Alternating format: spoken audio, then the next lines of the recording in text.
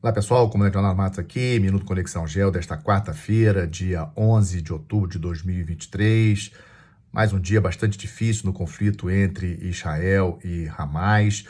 Muitos estrangeiros deixando Israel em voos militares. O primeiro voo da Força Aérea Brasileira chegou nessa madrugada no Brasil, trazendo 211 brasileiros que estavam lá em Israel.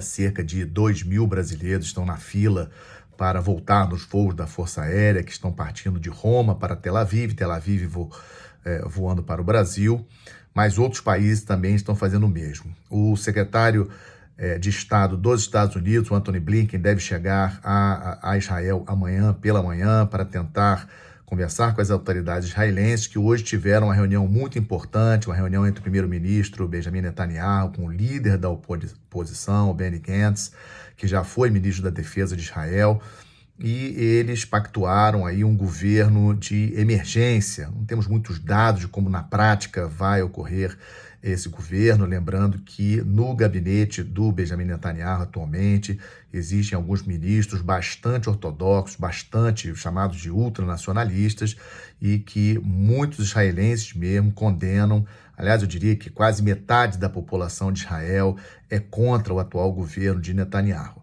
E aí vai também uma resposta a algumas perguntas que tenho recebido nas redes sociais de vocês. Será que houve falha na inteligência de Israel? Com certeza houve. A inteligência de Israel não conseguiu dimensionar o tamanho dessa possível ofensiva. Essa possível ofensiva tinha grandes chances de ocorrer justamente em função do grande objetivo estratégico que o Hamas já atingiu, que é de interromper as negociações para o reconhecimento diplomático entre a Arábia Saudita e Israel, que estava sendo costurado pelos Estados Unidos. Isso aqui é um ponto muito importante na ofensiva ter ocorrido nesse momento. O primeiro-ministro de Israel, Benjamin Netanyahu, tinha falado no seu pronunciamento na Assembleia Geral da ONU, agora no final de setembro, que essas negociações estavam bastante avançadas. Eu já tinha falado algumas vezes para vocês no nosso podcast, no Conexão Gel, de que as negociações que os Estados Unidos estavam intermediando para que a Arábia Saudita e Israel se reconhecessem diplomaticamente estavam muito avançadas, e muitos atores não estão interessados que isso ocorra. Então, o principal objetivo estratégico do Hamas já foi alcançado, que é interromper essas negociações. Não temos prazo para essas negociações serem retomadas. Como já falei para vocês, 300 mil reservistas israelenses foram convocados. É um número impressionante. Muitos oficiais israelenses que estão em missões no exterior estão sendo convocados para voltar ao Brasil. Oficiais realizando cursos, oficiais realizando intercâmbios em outros países, como o caso dos Estados Unidos e alguns países da Europa, estão regressando para Israel para lutar nesse conflito.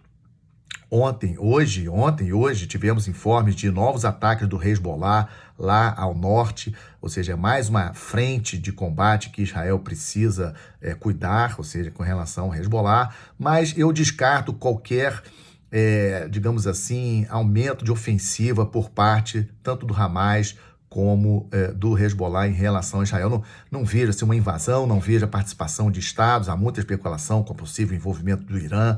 O Irã não vai se envolver diretamente no conflito, mandando forças armadas, nada disso. Também já vi coisas do tipo que talibãs do Afeganistão iam cruzar o Irã, o Iraque, a Arábia Saudita para chegar, para ajudar o Hamas. Isso não vai acontecer, isso aí geograficamente é quase impossível de acontecer, muito difícil. O que nós vamos ver agora é o que já está acontecendo, que são os ataques maciços de Israel contra Gaza, o bloqueio que está sendo feito, que os israelenses estão fazendo em relação a Gaza, e a tal da invasão por terra. E aí vem a questão, o que Israel vai fazer depois que invadir? Vai permanecer em Gaza? Vai ocupar Gaza? Porque ele tem que recuperar os aproximadamente 150 reféns israelenses que estão dentro de Gaza, feitos aí como escudo pelos terroristas do Hamas.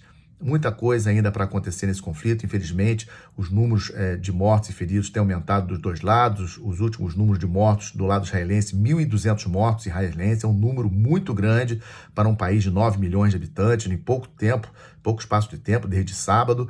E do lado dos palestinos, já vi números aí de 1.500 terroristas do Hamas mortos dentro do território israelense, os números ainda não estão confirmados, e cerca de 1.100 palestinos mortos pelos bombardeios israelenses dentro de Gaza.